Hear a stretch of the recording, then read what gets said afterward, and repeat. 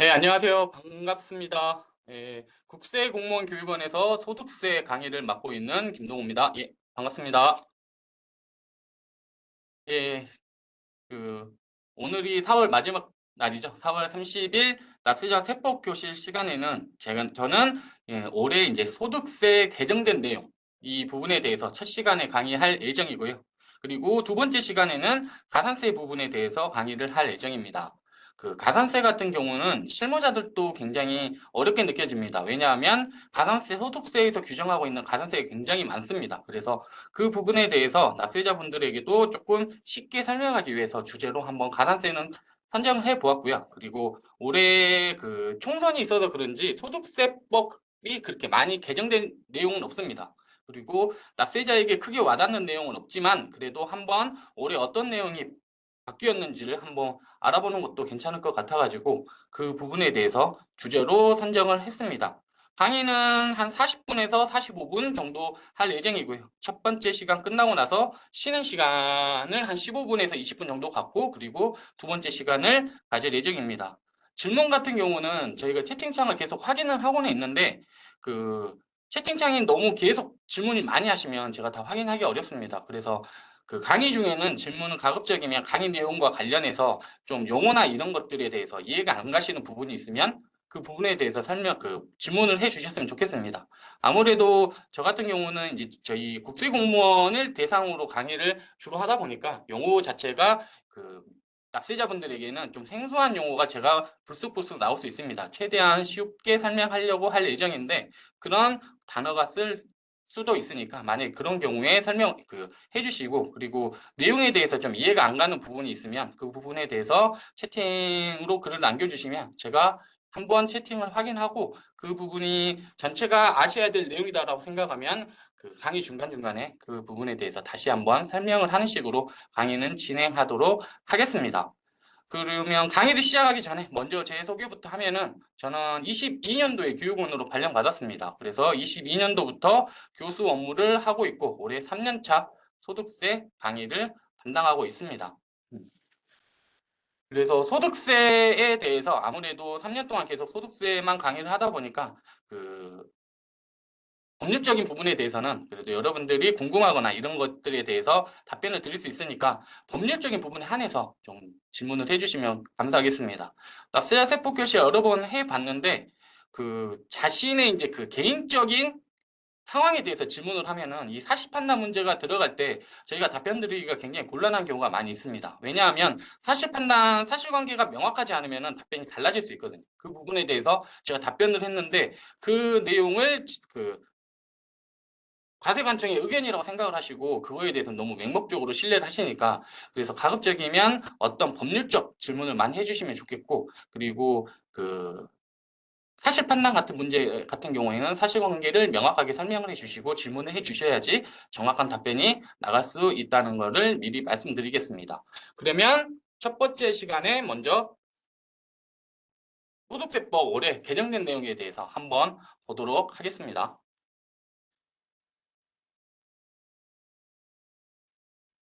첫 번째로 개정된 내용은 양식업 소득 비과세 한도 상향입니다. 소득세법 제12조에서는 비과세 소득에 대해서 규정을 하고 있습니다. 그래서 대표적인 비과세 소득 여러분이 아시는 게 1세대 1주택자에 대해서 발생한 주택 임대 소득은 비과세한다라는 게 해당 조문에 있는 내용입니다. 다만 국가주택 그리고 국유에서 발생한 임대 수익 금액은 제외한다라고 되어 있죠. 그래서 1주택자에 대해서는 주택임대소득을 비과세한다는 내용이 소득세법 12조에 나와 있는 내용인데 올해 바뀐 내용은 양식업 소득이 비과세된다라는 걸 지금 변경이 됐습니다. 원래 양식업도 비과세가 됐었습니다. 예전에도. 그러나 주업으로 하는 게 아니라 부업으로 하는 경우에 농어가 부업소득에 대해서 비과세를 할 때 양식업도 거기에 들어가 있었습니다. 그 말은 무슨 말이냐?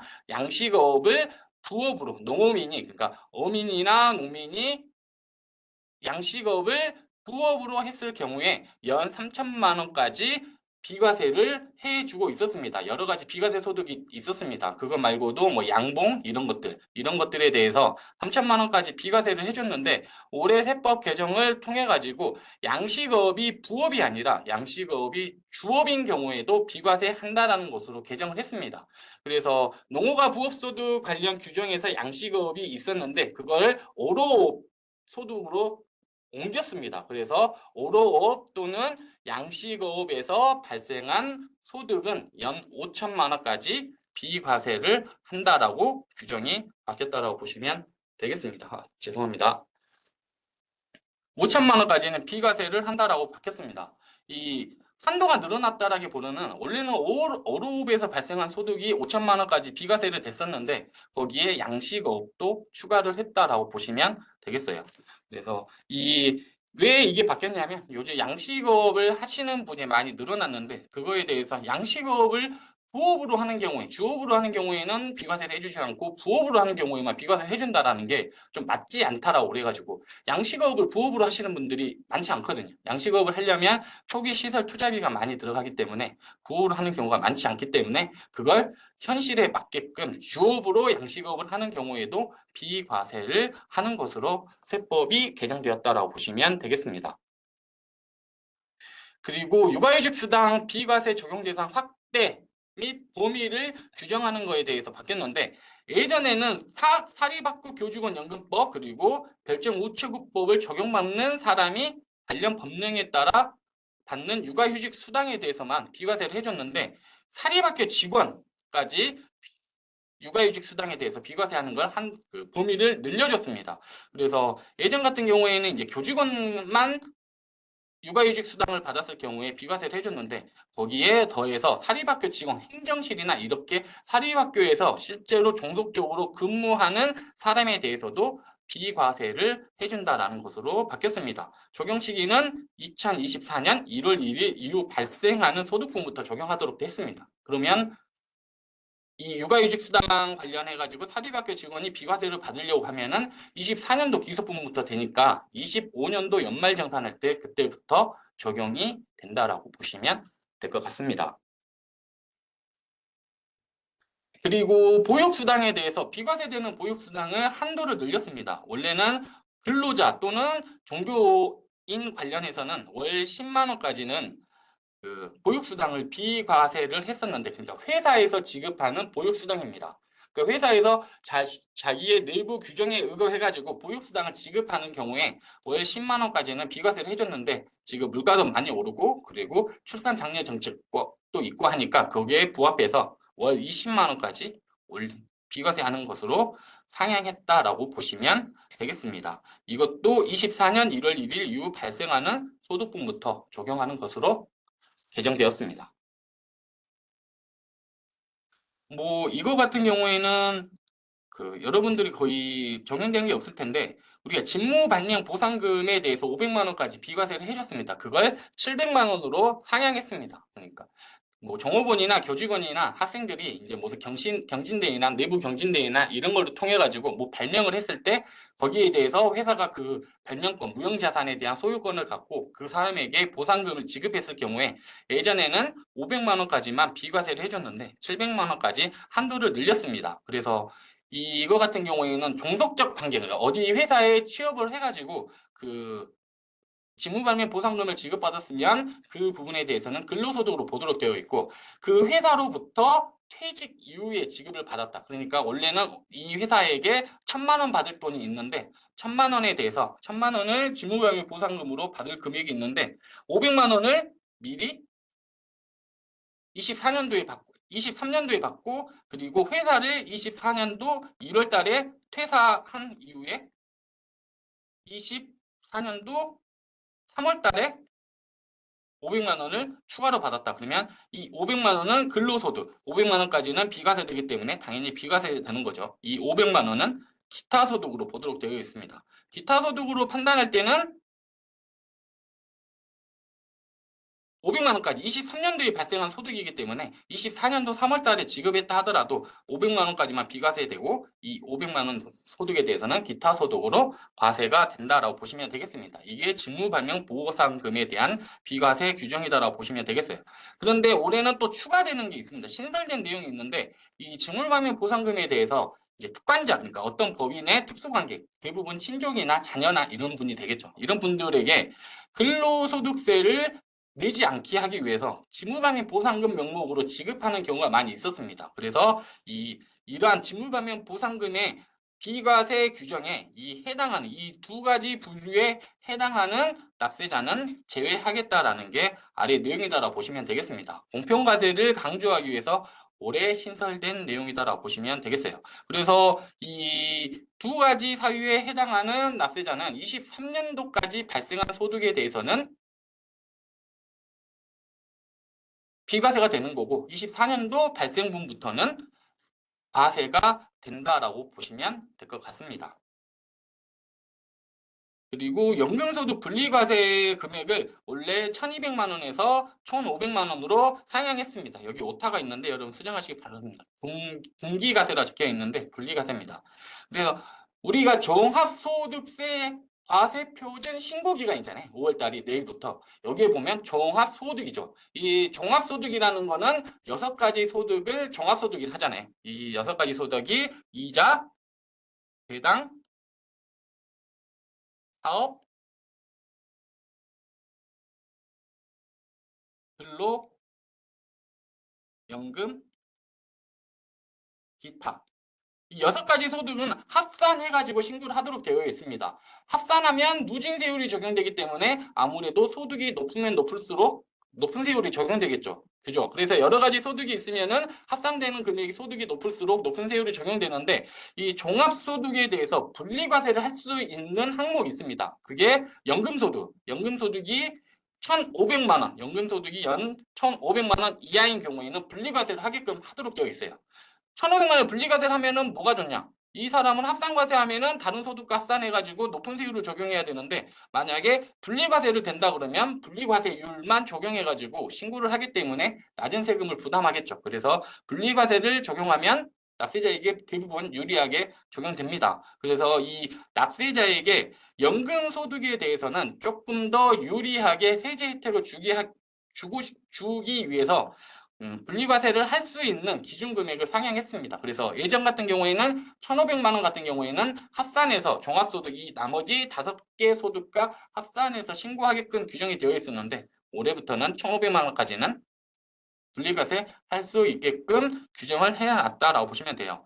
그 소득세는 종합과세 그리고 분리과세 그리고 분류과세 3가지 용어가 있잖아요. 종합과세는 6가지 소득을 합산해서 소득 과세 표준을 만들어내는 게 종합과세. 분리과세는 종합소득 항목 중에서 정책적 목적 아니면 다른 이유 등으로 분리해서 과세하게끔 종합소득에 합산하지 않고 해당 소득만 분리과세율을 적용해서 산출세액을 부과해서 납부하는 방법이 분리과세. 뭐 대표적인 게 복권. 복권 같은 경우에는 3억까지는 20%, 3억 초과하는 경우에는 30%에 대해서 분리과세하게 있죠. 무조건 분리과세입니다. 이 금액은 30억을 받았든 40억을 받았든 다른 소득과 합산하지 않게끔 되어 있잖아요. 만약에 30억 받았으면 우리 그 소득세법 규정에서는 10억을 넘어가는 경우에는 45% 세율이 적용되는데 복권 같은 경우에는 무조건 분리과세를 하기 때문에 30%만 세율을 적용받을 수가 있죠. 이게 분리과세의 경우에는 납세자에게 세제 혜택을 주기 위해서 시행한 제도다라고 보시면 돼요. 그리고 기타 소득 금액이 300만 원 이하인 경우에도 분리과세를 할 수 있고 그리고 요즘 주택임대 소득도 2천만 원 이하의 주택임대 소득은 분리과세를 선택할 수가 있죠. 종합과세를 할 수도 있는데 납세자가 원하는 경우에는 분리과세를 할 수 있습니다. 2천만 원 초과하는 경우에는 무조건 종합과세, 2천만 원 이하인 경우에는 분리과세 또는 종합과세 둘 중에 납세자가 선택해서 신고를 할 수 있습니다. 그리고 또 한 가지가 분류과세가 있죠. 분류과세가 양도소득, 퇴직소득. 이 양도소득과 퇴직소득은 장기간에 걸쳐서 발생한 소득이 단기간에 일시적으로 발생하는 효과가 있습니다. 이걸 결집 효과라고 하는데 이 결집 효과로 인해 가지고 이거를 합산을 해버리는 경우에는 너무 높은 누진세율이 적용되기 때문에 그렇게 하지 않고 분류해 가지고 종합소득과 따로 이 소득에 대해서만 개별적으로 신고하게끔 하는 게 분류과세다라고 보시면 되겠습니다. 그래서 퇴직소득 같은 경우에는 그 결집 효과를 완화시켜주기 위해서 연분영승법을 통해 가지고 과세 표준을 구하도록 하고 있고, 양도소득 같은 경우에는 장기보유 특별공제라는 제도를 시행하고 있죠. 납세자 입장에서는 그 부분에 대해서 장기간 한 20년, 30년 보유한 경우에는 20년, 30년 동안 보유한 소득이, 그렇게 발생한 소득이 일시적으로 24년도에 팔았다 그러면, 양도가 발생했다라고 그러면 24년도에 발생해가지고 세금을 내다 보니까 그 장기보유 공제가 우리가 주택 아닌 경우에는 30%까지만 적용되니까 높지 않다라고 생각하겠는데, 그 현행 뭐 정치 법률은 아무래도 국회에서 만들다 보니까 국회에서는 그 정도면 적당하다라고 판단을 해서 그 정도로 지금 혜택을 주고 있습니다. 퇴직소득은 조금 더 혜택을 주고 있어요. 그래서 연분연승이라는 건 그 퇴직소득 금액을 구한 다음에 그 금액을 근속기간으로 나눠주고, 거기에 대해서 기본세율 적용한 다음에 산출세액 나오면은 그걸 다시 근속기간으로 곱해가지고 퇴직소득세를 산출세액을 구하도록 되어 있습니다. 그래서 장기간에 걸쳐서 발생을 했으니까 장기간에 걸친 네가 얼마만큼의 장기간에 걸친 소득이냐에 따라 가지고 그게 근속연수겠죠. 근속연수로 나눠줌으로 인해 가지고 누진세율이 높게 적용되는 걸 막아주는, 방지하는, 그러니까 좀 보완해주는 그런 방식을 통해 가지고 퇴직소득세는 산출세액을 구하고 있다라고 보시면 되겠습니다. 그리고 배당소득 이중과세 조정을 위한 배당 가산율이 조정됐습니다. 여기에 11%인데 여기 안 적혀 있습니다. 옆에 적어주세요. 10%로 바뀌었습니다. 지금 배당 가산율이라는 게, 우리가 배당소득 같은 경우에는 그로스업 대상 배당소득 같은 경우에는 만약에 1,000만 원을 내가 2천만 원을 3천만 원이 할게요. 3천만 원을 배당소득을 받았다. 그러면은 배당소득은 어떻게 하냐? 그로스업 대상이면은 여기에 10%를 곱한 금액을 더해줍니다. 그래서 소득 금액은 3,300만 원이 되는 거예요. 배당 소득 금액. 합산하는 배당 소득 금액을 구할 때요. 이 3천만 원을 구한 다음에 나중에 이제 그 과세 표준에서 세율을 곱하면은 산출세액이 나오잖아요. 산출세액이 나오는데 산출세액이 나오는데 이 산출세액에서 공제 감면을 빼준 금액, 공제나 감면을 빼주는 게 차감에서 나오는 게 결정세액입니다. 이 결정세액을 구할 때 이 300만 원 그로스업 업시킨 소득 300만 원을 배당세액 공제로 해가지고 산출세액에서 공제를 해줍니다. 이걸 왜 이렇게 하냐면 아무래도 배당소득이라는 것 자체가 법인이 이익이 발생한 걸 주주에게 나눠주는 게 배당이잖아요. 그러면 법인이 이익이 발생을 했을 때 이미 법인세를 납부를 하잖아요. 법인세 납부한 금액에 대해서 주주들에게 나눠주니까 이 법인세를 납부한 금액은 차감을 해줘야 되잖아요. 그 금액을 차감해 주는 게 배당세액 공제다라고 보시면 돼요. 그게 그로스업이다라고 생각하시면 되겠습니다. 그래서 배당세액 공제율을 원래 11%였는데 올해 세법 개정을 통해 가지고 24년 1월 1일 이후부터 배당이 발생하면 10%로 줄였습니다. 이유는 배당세액 공제율 줄인 이유는 우리나라 법인세 실효세율이 낮아졌습니다. 그래서 그거와 맞추기 위해서 배당 그로스업 대상되는 배당 가산율이 올해 10%로 조정이 됐다라고 보시면 될 것 같습니다. 그리고 간주임대료 같은 경우에는 적용 기간이 지금 26년도부터 적용이 되기 때문에 지금은 크게 그 아실 필요는 없는데 그냥 올해 이런 내용이 개정됐다라는 거 보시면 돼요. 간주 임대료라는 거는 보증금에 대한 이자를 수익 금액으로 보고 과세하겠다라는 게 간주 임대료입니다. 간주 임대료는 그러니까 보증금을 뭐 내가 10억을 받았다 그러면 이 10억 원에 대해서 발생한 이자에 대해서도 주택임대 소득으로 보고 과세를 하겠다라는 게 간주 임대료 제도입니다. 간주 임대료는 원칙적으로 과세를 합니다. 원칙은 과세. 하지만 주택의 경우에는 3주택 미만 그리고 보증금 합계액이 3억 이하인 경우에는 과세를 하지 않도록 되어 있습니다. 그래서 주택 외의 경우, 그러니까 상가 같은 경우에는 보증금에 대해서 간주 임대료를 무조건 과세하도록 되어 있고, 그거는 부가세 과세 표준에도 들어가고 소득세 과세 표준에도 들어갑니다. 주택의 경우에는 3주택자 이하인 경우에는 3주택자 미만인 경우에는 과세를 하지 않고 있습니다. 근데 그게 올해 세법 개정을 통해 가지고 26년도부터는 2주택자라 하더라도 고가주택을 2주택 보유하고 있는 경우에는 간주 임대료를 과세하겠다라고 바뀐 겁니다. 이 소득세법에서 말하는 고가주택이라는 건 기준시가가 12억 원을 초과하는 주택을 말합니다. 그래서 기준시가 12억을 초과하는 주택을 두 채 보유하고 있는 납세자는 간주 임대료, 예전에는 25년도까지는 과세하지 않았지만 26년도부터는 과세를 한다라는 게 해당 규정이라고 보시면 되겠습니다.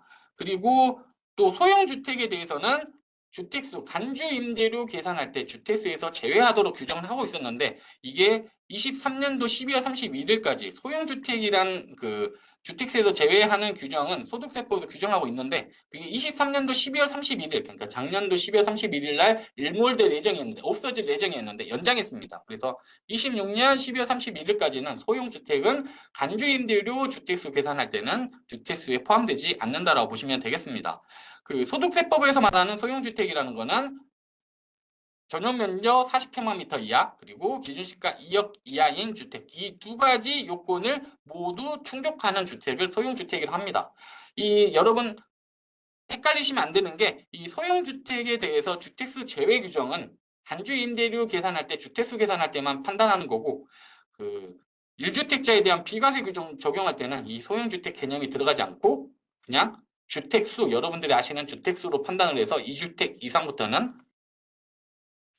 그 과세 그 비과세가 적용되지 않는다라고 보시면 되겠습니다. 그래서 비가 1주택자에 대한 비과세 규정에 대해서 주택수 계산할 때는 여러분들이 참고로 알아두셔야 되는 게 전세권하고 전대 관련해서 내가 임차를 내주고 있다 하더라도 그 부분에 그 전세권이나 전대 관련 주택도 주택수에 포함된다라고 보시면 돼요. 전전세라는 건 그거죠. 내가 어떤 아파트가 A라는 아파트가 한 채가 있는데 이게 소유권은 내 게 아니에요. 등기가 내 이름으로 되어 있지 않아요. 근데 이거를 제가 전세 한 5억 원의 전세로 구입을 그 전세권 계약을 설정을 해가지고 전세를 얻은 다음에 이거를 다른 사람에게 다시 임대를 내주는 게 전전세나 전대입니다. 전전세하고 전대는 차이는 그게 하나밖에 없어요. 전전세 내가 이 A라는 주택을 전세를 받았을 때 전세권 설정 등기, 이 등기부등본에 전세권 설정 등기를 한 이후에 다시 재임차를 해준 게 재임대를 한 경우에는 전전세, 전세권 설정 등기를 하지 않고 그냥 바로 다른 사람에게 임대를 내준 경우에는 전대. 그러니까 내가 임차 받은 주택을 다시 임대를 내주는 것. 은 동일합니다. 근데 전세권 설정 등기 요구에 따라서 전전세나 전대로 나눠집니다. 그러면 나 같은 경우에는 이 A라는 주택을 소유하고 있지 않기 때문에 주택수에 포함되지 않을 것 같지만 우리 소득세법에서는 주택임대소득에 대한 주택수 계산할 때는 이 A라는 주택을 전전세나 전대를 내줬을 경우에는 주택수에 해당한다라는 규정이 있기 때문에 그 전전세나 전대도 주택수 계산할 때 주택수에 포함된다라고 알아두시면 될 것 같습니다. 그리고 장기주택 저당 차입금 이자 상환의 소득공제액이 올해 늘었습니다. 그래서 고정금리 비거치식 15년 이상 고정금리 그리고 비거치식을 했을 경우에는 당초 1,800만 원에서 2,000만 원으로 그리고 15년 이상 동일하고 고정금리 또는 비거치식 그러니까 원래 이 1,800 이 규정을 적용받기 위해서는 고정금리와 비거치식을 모두 해야 되는 거고 이 고정금리 또는 비거치식 둘 중에 하나를 하고 상환기간이 15년 이상인 경우에는 1,500만 원, 기타의 경우에는 15년 이상만 했을 경우에는 500만 원까지 공제를 해주고 상환기간이 10년 이상 그리고 고정금리나 비거치식 둘 중에 하나를 했을 경우에는 300만 원까지 소득공제를 해줬는데 공제금액이 2,000만 원, 1,800만 원, 800만 원, 600만 원으로 상향됐다라고 보시면 되겠습니다. 이 장기주택 저당 차입금 이자 상황의 소득공제는 주택담보대출을 받았을 경우에 소득공제를 해주는 겁니다. 주택담보대출을 받았을 때 이 주택담보대출 관련 이자 비용을 납입했다면 소득공제를 해주는 게 해당 규정이다라고 보시면 돼요. 근로소득자만 적용됩니다. 여기에 보면 고정금리와 변동금리는 여러분들 잘 아시죠? 고정금리는 금리가 뭐 내가 15년 적용했으면 꾸준하게 동일한 금리가 적용되는 게 고정금리 그리고 변동금리라는 건 그 연마 계약 설정 당시 어떻게 했느냐에 따라 다르겠지만 보통 1년 단위로 금리가 변동되는 걸 변동금리. 아무래도 그 국가 입장에서는 고정금리로 하는 걸 장려하죠. 왜냐하면은 만약에 금리가 높이 올라가 버렸을 때 이거 납입하는 게 어려울 수도 있으니까.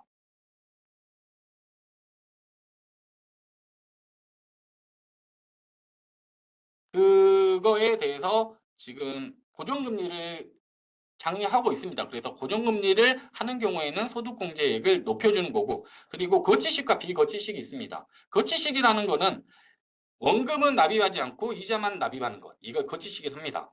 비거치식은 원금과 이자를 같이 납입하는 걸 비거치식이라고 합니다. 아무래도 국가 입장에서는 원금을 계속 갚아 나가야지 나중에 금리가 올랐을 때나 이런 주택이 경매로 나가는 걸 많이 막을 수 있기 때문에 국가 입장에서는 비거치식을 선호하죠. 그리고 상환 기간을 길게 장기간으로 하는 걸 선호합니다. 왜냐하면 주택 시장이 안 좋아져 버리면 부동산 가격이 떨어져 버리면은 금리를 이자 비용을 납입하지 못하면 은행에서 바로 경매로 돌려버리잖아요. 그러면 안 그래도 주택 시장이 안 좋은데 경매로 나온 물건이 많아버리면 공급이 늘어나기 때문에 부동산 하락을 더 촉진하기 때문에 그런 것들을 방지하기 위해서 그 납세자에게 상환 기간을 좀 길게 하고 그리고 고정금리 그리고 비거치식 이 세 가지 요건을 모두 충족하는 경우에는 소득 공제액을 굉장히 많이 해준다라고 보시면 되겠습니다.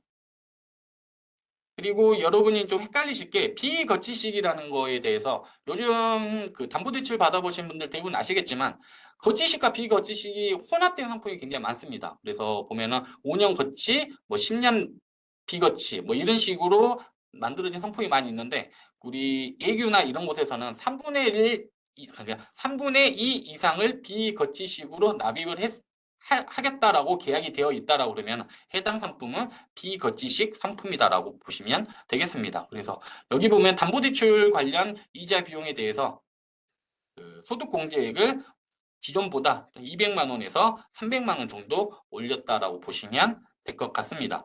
장기주택 저당 차입금 이자 상환의 소득공제 받기 위해서는 취득 당시에 기준시가가 6억 원 이하여야 됩니다. 올해 바뀌었습니다. 당초에는 기준시가가 5억 원 이하였는데 6억 원 이하로 바뀌었습니다. 그러니까 내가 취득했을 때 해당 주택에 대한 기준시가가 6억 원 이하의 주택에 대해서만 소득공제가 가능하다고 보시면 돼요. 만약에 취득했을 때 6억 5천만 원이었다. 그러면 소득공제가 적용되지 않습니다. 그러나 내가 취득했을 때 15년 상한으로 해가지고 취득했을 때 그 기준시가가 5억 8천만 원이었고 이거에 대해서 내가 한 10년 정도 지나 보니까 이게 기준시가가 20억까지 올랐다. 그래도 취득 당시에 기준시가 6억 원 이하이기 때문에 해당 납세자는 소득공제가 적용된다라고 보시면 돼요. 그래서 취득 당시의 기준시가입니다. 실가가 아니라 기준시가. 국토부에서 고시하는 기준시가가 6억 원 이하인 경우에는 소득공제가 가능하다라고 보시면 되겠습니다.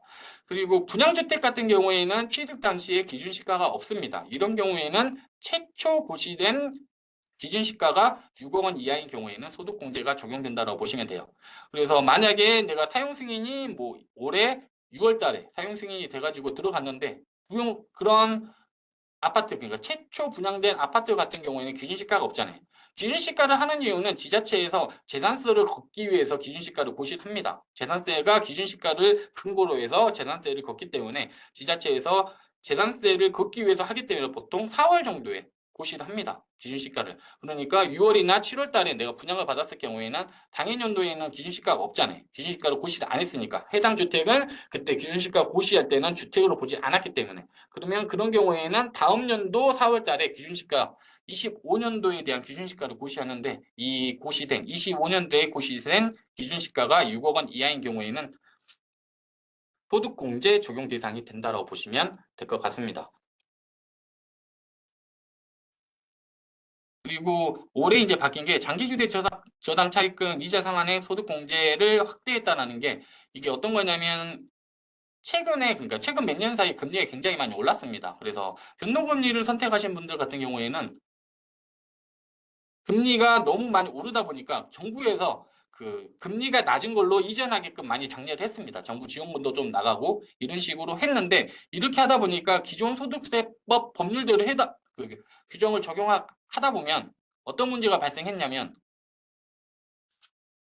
원래 A라는 은행에서 기준금, 변동금리 5%로 그 대출을 받아가지고 거기에 대해서 이자 비용을 냈는데 그걸 B라는 은행에서 3%로 해준다. 고정금리로 한다라고 그래가지고 이 은행으로 차입금을 옮겼습니다. 그리고 옮기고 나서부터 그 옮겼을 당시에 기준시가 원래 당초 A라는 은행에서 대출을 받았을 때는 기준시가가 그때 당시 5억 원이었겠죠. 5억 원은 넘지 않아가지고 소득공제 적용 대상이었는데 이 B라는 은행으로 차입금을 전환하면서 이 B라는 은행에서 차입금을 받았을 때 당시에는 기준시가가 5억 원이 넘어감으로 인해 가지고 소득공제를 적용받지 못하는 문제가 발생을 했습니다. 이러한 문제를 발생을 하다 보니까 이런 것들에 대해서 조정을 해주기 위해서 차입자가 그러니까 신규 차입금으로 즉시 기존 장기주택 저당 차입금을 상환하는 경우에는 공제가 가능한 것으로 규정을 바꿨어요. 그래서 A라는 은행에서 B라는 은행으로 차입금, 담보대출이 3억 원, A라는 은행에 3억 원이 있었는데 이 3억 원을 B라는 은행에서 빌려가지고 전액 상환하는 경우에는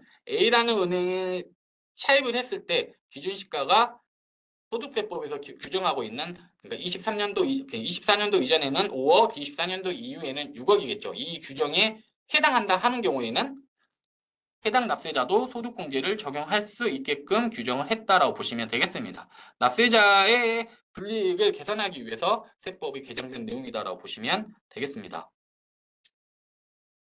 그리고 자녀세액공제가 올해 늘어났습니다. 그래서 한 명인 경우에는 15만 원, 두 명의 경우에는 30만 원이었는데 35만 원으로 늘었습니다. 그리고 한 명 초과당 30만 원 추가해 주는 것으로 늘렸어요. 자녀세액 공제라는 건 8세 이상 20세 이하 자녀를 양육하는 경우에 해당 자녀가 소득 금액이 100만 원 이하인 경우에 그 세액으로 공제를 해주는 게 자녀세액 공제입니다. 왜 8세라는 개념이 나왔냐면 7세까지는 보육수당이 국가에서 지원이 나가고 있습니다. 그래서 보육수당이 7세까지 나가기 때문에 7세까지는 자녀세액 공제를 해주지 않고 8세부터는 자녀세액 공제라 해서 한 명당 세금을 공제해 주는 게 있는데 이 한 명의 경우에는 기존과 동일하게 15만 원인데 두 명인 경우에는 기존 30만 원에서 35만 원으로 늘었다고 보시면 돼요. 그리고 3명 같은 경우에는 한 명당 30만 원이 올라가니까 여기에 금액 30만 원 더한 65만 원이 세액공제가 되는 겁니다. 4명이면 95만 원, 5명이면 125만 원 이렇게 세액공제가 된다고 보시면 되겠습니다. 그리고 올해 또 추가되는 게 기존에는 자녀만 자녀세액공제가 됐었는데 자녀세액공제란 이름 때문에 자녀만 세액공제가 됐었는데 손자녀도 되는 걸로 추가됐습니다. 그래서 만약에 할아버지가 손자나 손녀를 양육하는 경우에는 이 할아버지도 자녀세액 공제를 적용받을 수 있다고 보시면 돼요. 원래는 이런 경우에는 24년 이후 발생한 소득분부터 적용을 해야 되는데 공제액 상향하는 경우에는 24년 1월 1일 발생하는 소득분부터 적용하도록 규정을 했습니다. 그러니까 25년 연말정산할 때부터 이 상향된 자녀세액 공제를 적용받을 수 있고 그리고 손자녀가 추가되는 거는 24년 1월 1일 이후 연말정산하거나 신고하는 분부터 적용하도록 규정이 됐습니다. 이 말이 뭔 말이냐 그러면은 24년 1월 1일 연말정산이라는 건 연말정산을 보통 3월 10일까지 제출하게 되잖아요. 과세관청에 근로소득 연말정산, 사업소득 연말정산이 가능한 사업소득자에 대해서 23년 해당 연도 3월 10일 그러니까 23년도 귀속분을 24년 3월 10일까지 신고하게 되어 있고 그리고 사업소득자나 종합소득이 있는 사람은 5월 1일부터 5월 31일까지 신고하도록 되어 있잖아요. 그래서 23년도 귀속분부터 적용을 해주겠다. 공제 대상이 추가되는 거, 범위가 늘어나는 거는 23년 귀속분부터 적용하겠다라는 게 해당 규정이라고 보시면 되겠습니다. 그러니까 이 손자녀 같은 경우는 원래 들어가 있었어야 되는데 법률이 들어가 있는 게 맞죠. 우리들 생각할 때도. 만약에 손자, 손녀를 양육을 했을 경우에는 세액공제를 해주는 게 너무 당연한데 이게 법률에서 그걸 놓치고 있어서 그걸 추가하다 보니까 만약에 이런 경우에는 소급과세 금지 원칙에 약간 위배되는 행위입니다. 이거 같은 경우는. 왜냐하면은 새로운 법률로 기존 이미 성립이 되어 있는 소득에 대해서 거기에까지 적용을 하는 거기 때문에 소급과세 금지 원칙을 위반하는 행위인데 납세자에게 유리한 소급과세는 헌법재판소에서 또 인정해주고 있기 때문에 그 부분에 대해서 24년도 그러니까 23년도 기속분부터는 손자녀까지 자녀세액 공제를 해주겠다라는 게 해당 개정세법의 취지다라고 보시면 되겠습니다.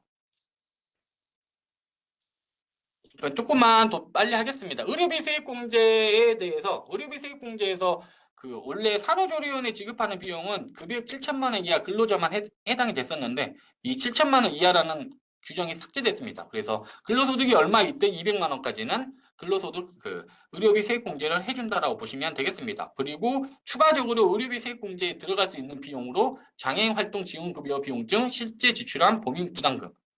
의료비 세액공제 같은 경우에는 근로소득자만 가능합니다. 의료비 세액공제는 어떻게 구하냐? 총 급여액에서 곱하기 0.03, 3%로 곱해줍니다. 그래서 총 급여액이 내가 6천만 원이다 라고 그러면은 0.3% 곱하면 180만 원이죠. 이 지출액이 180만 원이 넘어야지 의료비 세액공제 대상이 되는 겁니다. 이 180만 원이 되지 않는 경우에는 의료비 세액공제액이 한 푼도 없습니다. 그래서 최소 총 급여액에서 3%는 초과해야 되고 이 3% 초과한 금액에 대해서 본인이 지출한 의료비냐 아니면 아버지가 65세 이상인 아버지 아니면 난임비 아니면 결핵 뭐 이런 것들에 따라 가지고 공제율이 좀 달라지게 돼 있습니다. 그리고 한도도 달라지게 돼 있고요. 그래서 총 급여액에서 3%를 뺀 공제금을 구한 다음에 지출한 급여가 의료비가 어떤 의료비냐에 따라 가지고 한도액을 각각 구한 다음에 그러니까 공제 세율을 구해가지고 의료비 세액공제를 구하는데 이 산후조리원에서 지급하는 비용도 의료비 세액공제가 되는 대상으로 추가됐다라고 보시면 되고 7천만 원 이상인 근로자가 산후조리원에 지급하는 비용도 200만 원까지는 의료비 세액공제 대상으로 이번에 포함됐다라고 보시면 되고 그리고 장애활동 지원 비용 중 실제 지출한 본인 부담금도 의료비 세액공제가 되는 의료비로 이번에 추가가 되었다라고 보시면 되겠습니다. 그리고 사업소득에 대한 소득부 징수 예외 신설이 들어갔는데 원천 징수가 1,000원 그러니까 지급하는 금액이 1,000원 미만이면 원천 징수를 하지 않았습니다. 원천 징수라는 게 지급할 때 일정 금액 3.3% 정도로 떼고 납세자에게 지급하고 원천 징수 의무자 그러니까 회사겠죠. 회사가 원천 징수한 금액을 과세관청에 신고하는 게 원천 징수인데 너무 작은 금액까지 원천 징수를 하는 경우에는 납세 협력 비용이 너무 많이 발생하니까 1,000원 지급하는 금액이 1,000원 이하의 경우에는 원천 징수하지 않게끔 규정을 해놨습니다. 그런데 이 1,000원 이하라 하더라도 인적 영역 사업소득자에 대해서는 과세를 하는 걸로 세법이 개정이 됐습니다. 왜 개정이 됐냐면은 요즘 배달 라이더 분들이 굉장히 많이 늘어났는데 이 배달 라이더 분들이 지급 금액이 1,000원 미만인 경우가 굉장히 많답니다. 그래서 이분들에 대해서 1,000원 미만의 금액에 대해서 원천 징수를 하지 않다 보니까 나중에 이 사람들이 소득세를 납입을 할 때 너무 한꺼번에 일시적으로 원천 징수를 하지 않았다 보니까 일시적으로 많은 금액을 납부하게 돼서 체납이 많이 발생하는 문제가 발생하니까 그 부분을 개선하고자 그래서 이 라이더 하시는 분들이 많이 늘어남으로 인해 가지고 이 규정이 이번에 신설됐다라고 보시면 되겠어요. 그래서 예전에는 1,000원 미만, 그러니까 1,000원 미만은 원천 징수를 아예 안 했었는데 인적 영역 사업 소득자들에 대해서만 1,000원 미만이라 하더라도 원천 징수하게끔 규정이 바뀌었다라고 보시면 되겠습니다. 그리고 매입자 발행 계산서 발급 사유가 추가됐어요. 원래 매입자 발행 계산서는 사업자의 부도 폐업 그리고 공급계약 해제 변경 그밖에 시행 규칙으로 정하는 경우에만 가능했었는데 이 두 가지 사유가 추가했습니다. 매입자 발행 계산서라는 건 내가 어떤 사람에게 물건을 매입을 했는데 이 회사가 부도나 뭐 이런 사유를 통해 가지고 계산서를 발행을 못 해버리면 이 계산서 발행한 금액이 이 해당 납세자에게 경비로 인정받을 수 있는데 경비로 인정받지 못하는 문제가 발생하니까 그러면 이 사유가 해당하면 이러한 사유가 해당하면 너네들이 직접 계산서를 발행을 해라라는 게 해당 규정입니다. 근데 매입자 발행 매입 계산서 같은 경우에는 설명드렸듯이 필요 경비로 인정되기 때문에 발행하는 사람이 필요 경비로 인정되기 때문에 이걸 무조건 모든 납세자에게 발행을 하면은 이걸로 조세를 회피하거나 조세를 탈루하는 문제가 발생하니까 법률에서 매입자 발행 계산서를 발행할 수 있는 사유, 발급할 수 있는 사유를 규정을 했는데 이 규정을 조금 더 확대했다. 그러니까 발행 사유를 발급 사유를 조금 더 확대했다라고 보시면 되겠습니다. 이거는 24년 2월 29일 발급하는 부분부터 적용을 한다라고 보시면 되겠어요. 24년 2월 29일은 올해 시행령, 그러니까 대통령령이 통과된 날짜입니다. 그리고 이제 간단한 거 간단하게 설명하겠습니다. 고액 기부에 대한 공제율 한시 상향했습니다. 원래 1,000만 원 이하까지는 30, 1,000만 원 이상부터는 1,000만 원 초과부터는 원래 30%가 기부금이 공제가 되는데 그 올해 한정적으로 3천만 원이 넘을 경우에는 공제율을 30%에서 40%로 확대했다라고 보시면 되겠습니다. 그리고 상용 근로자, 그러니까 근로소득자에 대한 간이지급 명세서를 원래는 1년에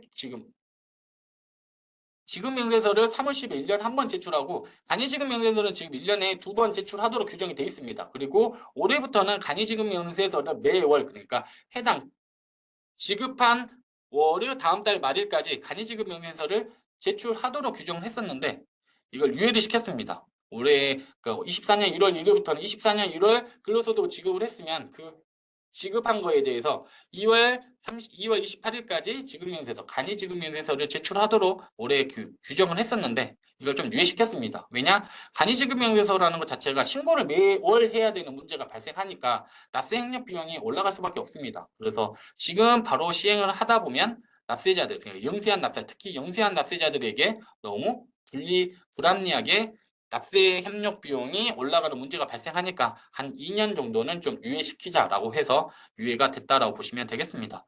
간이지급 명세서를 지금 시행하고 있는 이유는 근로장려금 지급 때문에 그럽니다. 근로장려금을 원래는 연 1회 지급하다가 지금 연 2회로 늘렸죠. 그걸 또 늘리려고 하다 보니까 그러다 보면은 이 근로소득자의 소득을 실시간으로 과세관청에서 파악을 해야 되는데 예전에는 지급명세서를 다음 연도 3월 10일까지 한 번 제출하다 보니까 그 실시간 파악이 굉장히 어려웠습니다. 그래서 실시간 해당 근로자의 소득을 파악하기 위해서 간이지급명세서라는 규정이 신설됐고 이 신설되면서 간이지급명세서를 지금 사업소득자 같은 경우에는 매월 제출하고 있습니다. 그리고 그거에 대해서 근로소득자도 확대하려고 그랬는데 이 부분에 대해서 26년으로 유예시켰다라고 보시면 되겠습니다. 세 번째 같은 경우에는 발급 명세서에서 발급 합계표로 명칭이 변경됐습니다. 이 정도만 알아두시면 되고 그리고 이제 국외 근로소득에 대한 비과세를 확대를 했습니다. 그래서 원양업 이런 거 같은 경우 하시는 분들 해외 건설 현장 이런 거 같은 경우에는 300만 원까지 비과세를 해줬습니다. 그걸 일함으로써 발생한 거는. 근데 올해부터는 500만 원으로 확대를 했다라고 보시면 되겠습니다. 그리고 주택자금 대여 이익 비과세 대상을 조정했다는 건 우리가 중소기업에 취업한 종업원들에 대해서는 주택자금, 그러니까 내가 주택을 취득하거나 주택을 임대하기 위해서 어떤 돈을 회사에서 절이나 무상으로 빌려줬을 경우에 해당 금액을 비과세를 하고 있습니다. 중소기업에 한해서만요. 중소기업이 아닌 기업의 경우에는 근로소득으로 포함시켜서 근로소득으로 과세를 하도록 되어 있는데 중소기업 경우에는 이 전세를 얻거나 아니면은 주택을 취득하기 위해서 회사에서 저리로 대출해 준 거에 대해서는 비과세를 하고 있습니다. 여기에 대해서 대상에서 그 조정을 한 게 이게 무슨 문제가 발생하냐면 해당 기업의 자녀나 그러니까 사주의 자녀나 뭐 친족 이런 사람들에게까지 이걸 다 적용을 하다 보니까 이거는 좀 문제가 있다라고 그래가지고 그 사주 종업원 중에서 친족 관계나 지배주주 등에 해당하는 경우에는 이 주택자금 대여 이익 비과세 규정을 적용하지 않는 것으로 변경됐다라고 보시면 되겠습니다. 그리고 위탁부유비 징후 및 직장어린이집 운영비에 대해서 기존에는 과세를 했습니다. 그랬는데 이거에 대해서 이제 근로소득에서 비과세 되도록 하고 있어요. 만약에 위탁부유비나 아니면 직장어린이집 운영한 거에 대해서 근로자들에게 어떤 명목으로 지급했다라고 회사에서 구분해가지고 그거를 지급 명세에 제출됐을 경우에는 기존에는 근로소득으로 포함되도록 되어 있었는데 올해 세법 개정을 통해 가지고 비과세하는 것으로 변경됐다라고 보시면 되겠습니다. 그리고 다음은 보험보증인 수당 홍수액은 우리가 보험 설계사 분들 같은 경우에는 내가 가입을 해가지고 어떠한 수당을 지급받았을 때 그 유지 조건이 있는데 그 유지 조건을 내가 충족하지 않고 그 보험을 없애버리면은 보험 설계사분이 일정 금액을 환급을 해줬어야 되는 회사에 그런 규정에 따라 가지고 환급을 했을 때 기존에는 그 환급을 그러니까 보험 설계사가 회사한테 돈을 다시 지급했을 때 그 지급한 과세 연도에 필요 경비로 산입하도록 되어 있었는데 올해 세법 개정을 통해 가지고 당초 지급한 수익 금액에서 차감하도록 그러니까 거의 변경된 사항은 없는데 좀 23년도에 누군가 가입을 해가지고 내가 100만 원에 대해서 수당을 받았는데 24년도에 이 중에서 이 사람이 이 보험을 해지함으로 인해 가지고 50만 원을 보험 설계사가 회사에 다시 납입을 했다. 그러면 실제로 50만 원 받은 거잖아요. 그러니까 예전 같은 경우에는 24년도 기속 필요 경비로 이 50만 원이 신고하도록 되어 있었습니다. 그런데 올해 세법 개정을 통해 가지고 23년도 수익 금액에서 이 100만 원에서 50만 원으로 차감하는 걸로 신고를 수정 신고하게끔 규정이 바뀌었습니다. 왜냐하면 우리가 수익 금액, 사업소득자는 수익 금액에 따라서 장부 기장 의무 그리고 그 추계 신고 경비율이 변경되기 때문에 그런 것들 때문에 이렇게 변경됐다. 아무래도 수익 금액을 낮춰주면 납세자들에게 유리합니다. 그래서 납세자들에게 유리한 방향으로 변경됐다고 보시면 되겠습니다. 그리고 산재보험, 고용산재보험료가 본인 부담 고용산재보험료 사업자들에 대해서 그 필요경비로 기존에 산입 안 됐는데 산입하는 걸로 변경됐습니다.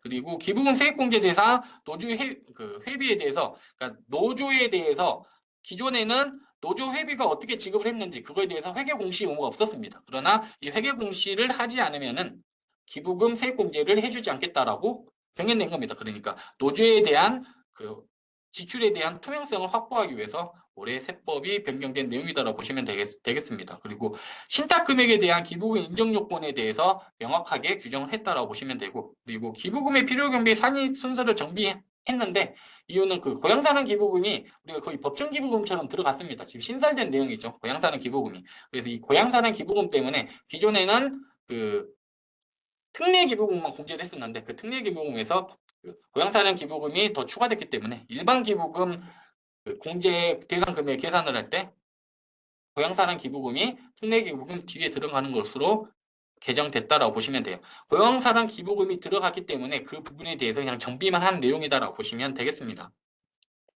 그리고 주택연금 이자 비용 소득공제 요건 하나가 주택연금을 받으려면 그 해당 주택, 그러니까 주택을 통해 가지고 내 주택을 누군가 은행에다가 맡기고 그거에 대해서 연금 형태로 받는 게 주택이었는데 그 주택의 기준시가가 기존에는 9억 이하인 경우에만 그 주택연금 이자 비용에 대해서 소득 공제를 해줬는데 지금은 12억 원으로 올렸습니다.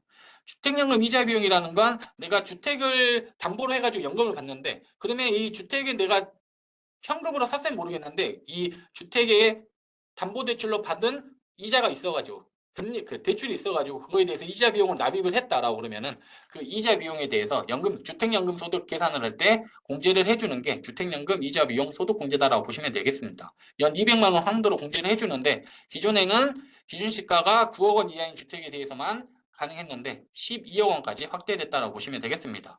그리고 전자계산서 발급세액 공제 대상이 원래는 직전 연도 수익금의 3억 원 이하인 사업자만 세액 공제를 해줬는데 올해 세법 개정을 통해 가지고 신규 사업자도 공제가 가능한 걸로 변경됐다라고 보시면 되겠습니다. 그리고 의약품 조주 영역에 대한 원천징수 개선이 의약품 조주 영역에 대해서는 원천징수 하지 않은 걸로 제외 항목으로 규정을 하고 있는데 지금 병원에서도 조제하는 경우가 가끔 있습니다. 어떠한 일부 병원 같은 경우에는 그 국가에서 운영하거나 이런 병원들은 병원에서 조제 용역을 하는 경우가 있는데 이러한 병원에서 조제 용역하는 경우에도 원천징수 를 제외하게끔 규정이 변경된 내용이라고 보시면 되겠고요. 그리고 근로소득 간이세액표를 조정했습니다. 자녀세액 공제액이 늘어나면서 근로소득 간이세액표 우리가 근로소득을 지급하면 원천징수를 하도록 되어 있는데 그거한 원천징수는 우리가 무조건 하는 게 아니라 간이세액표에 따라 가지고 하죠. 간이세액표는 국세청 고시를 통해 가지고 씁니다. 국세청에서 그 간이세액표가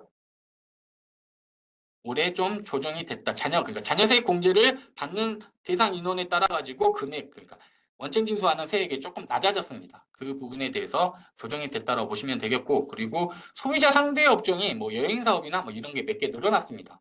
소비자 상대 업종을 하는 경우에는 세금 계산서나 계산서를 발행하지 않아도 되죠. 해당 업종에 와의 매출이 발생했을 경우에 이러한 세금 계산서나 계산서에 발행하지 않아도 되는 업종이 추가됐다라고 보시면 되겠습니다. 그리고 현금영수증 의무 발행 업종도 올해 확대가 됐습니다. 그래서 현금영수증 의무 발행 업종 같은 경우에는 발행을 하지 않는 경우에는 가산세가 20%가 부과되죠. 이 의무 발행 업종이 확대됐다라고 보시면 되겠습니다.